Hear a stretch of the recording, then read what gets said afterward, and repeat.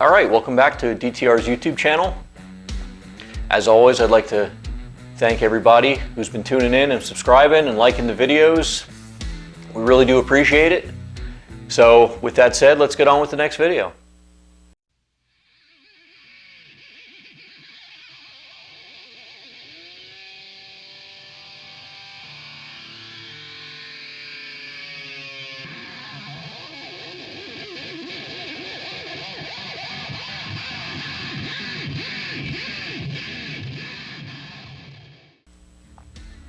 All right, welcome back. So, if you've been following along with our 69 Caprice project, where we left off, I had finished all the body work on the front end sheet metal. Between then and now, I also completed the body work, the necessary body work needed on the hood and the deck lid. So those are in primer, and those are at this same phase where the bodywork's been done, it's been primed, it's been sanded, and it's been reprimed, and now it's ready to be sanded for the paint phase. Before we get any further, I planned on coming in here this morning and I was going to, I struck my line down the side of the car and I was going to start sanding this area down the entire side of the car, getting my line right, and then continuing by then removing the doors and the fenders and such and putting them aside and getting the back half of this car ready for paint. Well, I then remembered these wheelhouse moldings have never been fit. I have rocker moldings here that some of the holes are there, some of them are not, because the fenders are not from this car, so there's no mounting holes. I should say there's one mounting hole missing in the fender, but I want to drill that before the car gets painted. This is the right time to do it. Again, when panels are aligned and everything's where it's supposed to be, this is a good time to drill holes and fit parts. You don't want to be doing some of this after paint, because sometimes you may find something that no matter what you do, you can't fit a piece and some kind of other work may have to be done, whether it's welding or body filler or whatever the case. So this is a good time to fit your trim and just make sure it's right before paint goes on, because once paint's on, it's hard to turn back, minus causing a lot of rework. So I'm going to talk a little bit about the wheelhouse moldings. These quarters are original GM quarters, which is a good start, and my provided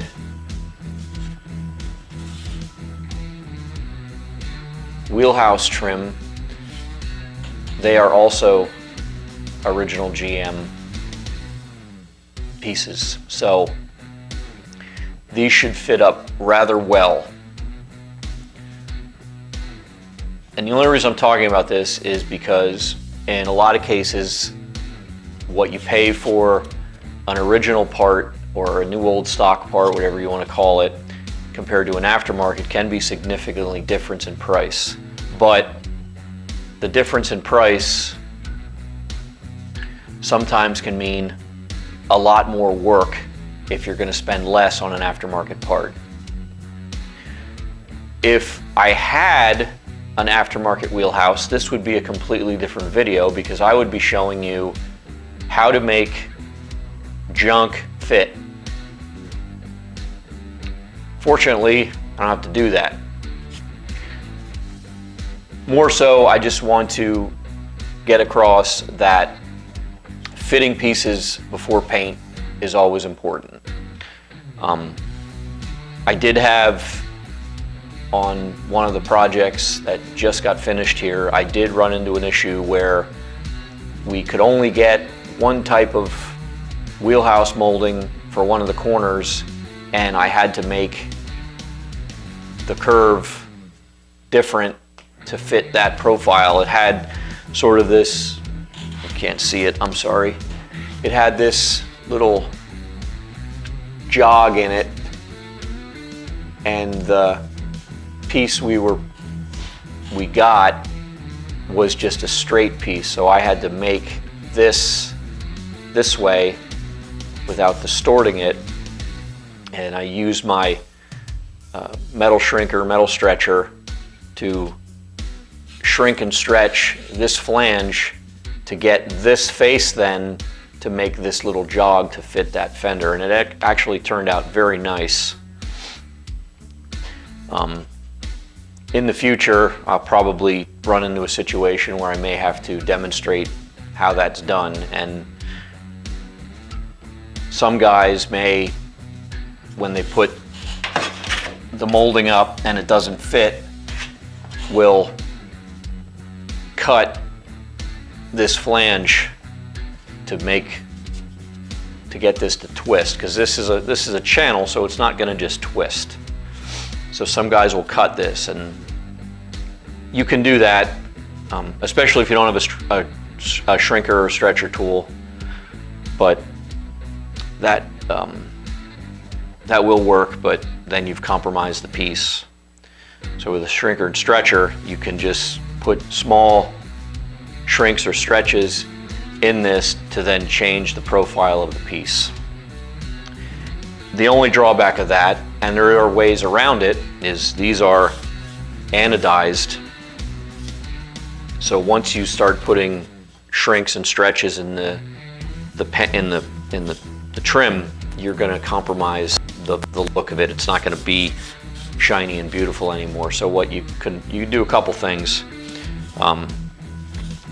You can go back and planish the area, essentially hammer and dolly it flat, and that can get some of it out. But again, once you start sanding this stuff, you've kind of ruined it, and they essentially have to be re-anodized. Now, the one thing I've always considered is once the piece is up in the wheelhouse, those areas that you've boogered up a little bit, you don't really ever see them unless you're looking for them.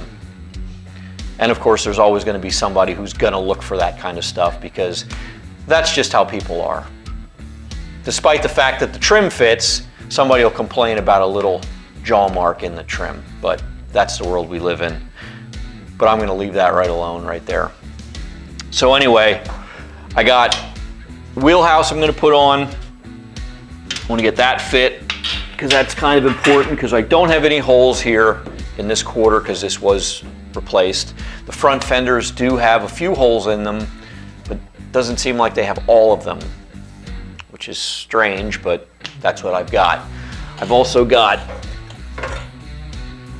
these rocker moldings. Ain't that fancy? Anyway, I have some holes down in the rocker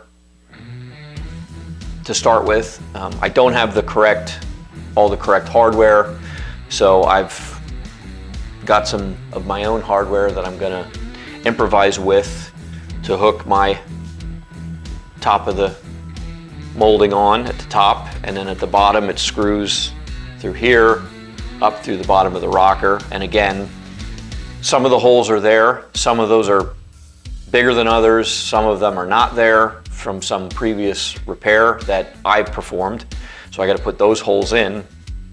But again, getting all that stuff done now is the best time to do it instead of doing it when it's painted.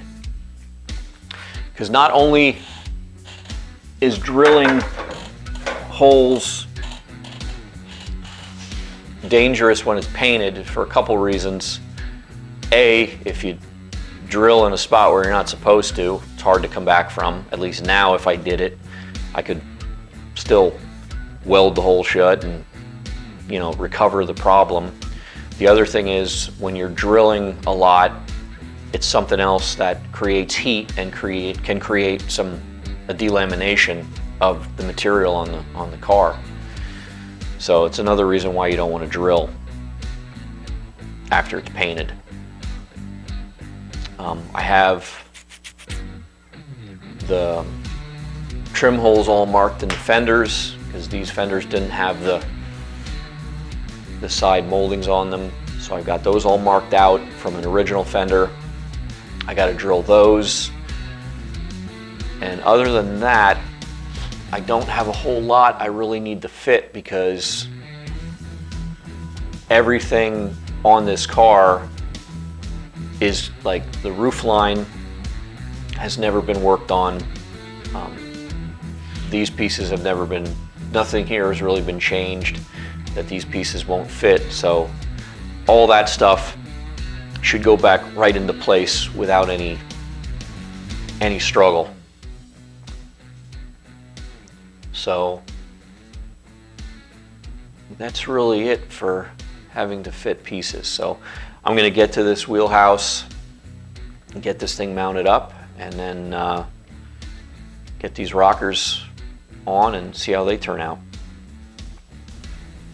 All right, here we got our wheelhouse molding. Going to start by lining it up with the body line in the quarter panel. I'm using multiple types of vice grip clamps to clamp it in place before I start using my automatic center punch and my drill to start drilling the holes for the trim screws.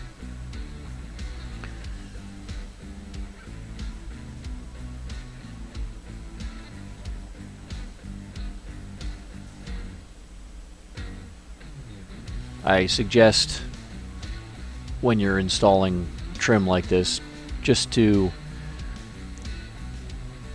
clamp it on, but only drill and screw a couple holes at a time, just to make sure that in the process of all of it, things don't get lost and you end up drilling holes that you don't need, or holes that are out of alignment.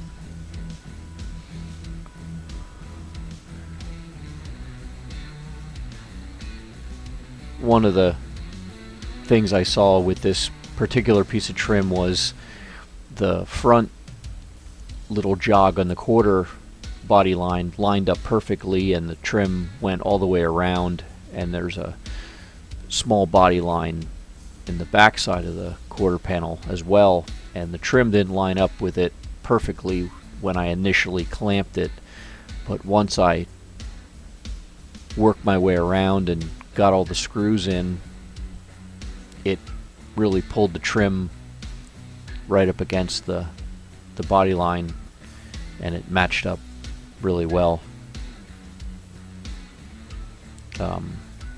Another thing I'm doing is I'm drilling the holes slightly smaller than needed and using screws that are slightly smaller than the screws that you're going to use for final installation. These aren't the final installation screws, these are just inventory that I have, and I don't like to use the screws provided with the trim. They have really shallow heads on them, and when you're trying to put screws into new drilled holes for the first time, they have a tendency to strip out, and you end up ruining the screw before you get them installed. So if you start with a dummy screw and get your holes all started, and when you go to put the final screws in for the final installation, they'll go in a lot easier, and you have less tendency to have an accident and strip screws out. Plus, sometimes the screws that are given with trim, they're aluminum, and they will strip right out.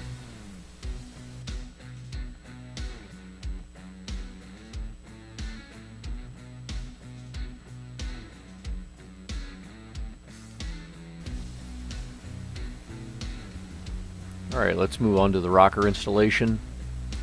So when I initially went to start doing this, I noticed there was a big inconsistency on the rocker, different screw holes sizes. So I went with just I found the largest hole out of the group, and I kind of went with that size, which I think it ended up being like a number 12 screw, and went ahead and drilling all the holes consistently to the same size, because another nice thing on a restoration is to see consistent hardware. You don't want just a hodgepodge of different screw sizes throughout the project. I'm using hand tools to install the screws as well. Some guys might use an impact driver or what have you, and I think just putting things in by hand, again, it's sheet metal screws into sheet metal, you run less of a risk of stripping holes out. And if you've just drilled holes out bigger, the last thing you want to do is drill or strip a hole out and have to drill it another size bigger. So here I'm just making a few pencil marks as a reference for something I'm going to be doing with the mock-up of this rocker trim. So I'm just measuring the distance from one mounting point to the next to make a somewhat consistent distance for my mounting screw on the fender. I suggest using a good straight edge when you're making marks like this, and always to remember to make sure you have your fender, rocker, and door alignment absolutely perfect, because if the car goes apart and then goes back together and the fender doesn't get lined up the same way, well, the hole I just drilled in that fender isn't going to work, and the trim's going to be all twisted and wonky on the car.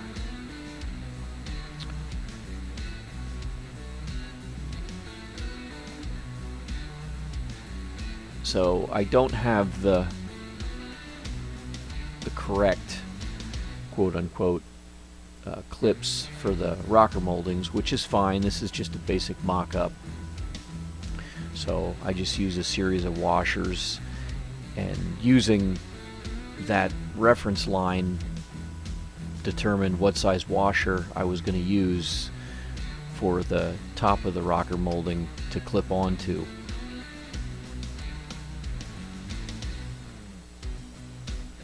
And again, for the purpose of the mock-up, I just only needed a few screws in the side of the car to hold that part of the trim up. The holes on the underside of the rocker, I was more concerned about making sure they were all there and correct. And again, the same consistent size.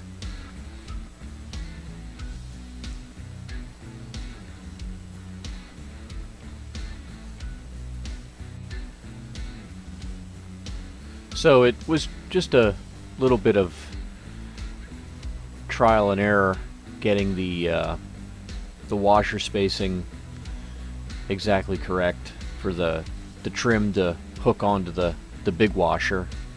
So now it's just a matter of lining it up. And again, the front hole in the fender and the rocker molding was a good kind of like guideline to where the rest of it's going to go.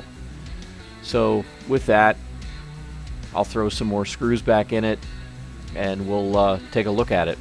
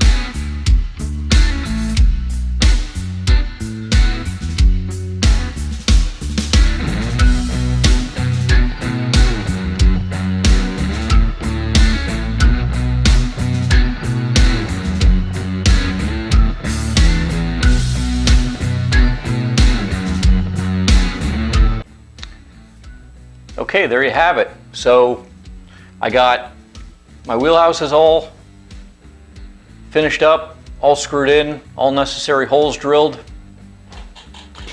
Rockers are all fit, looking good. And as usual with any restoration, now that I have something all put together, I can now take it all back apart. So with that, I'd like to say thanks again for watching. I hope you enjoyed this. I hope you learned something. If you have any questions or comments, always leave them down below. If you need to get a hold of DTR for any reason, there's ways to contact DTR in the description below. So thanks again for watching, and see you in the next video.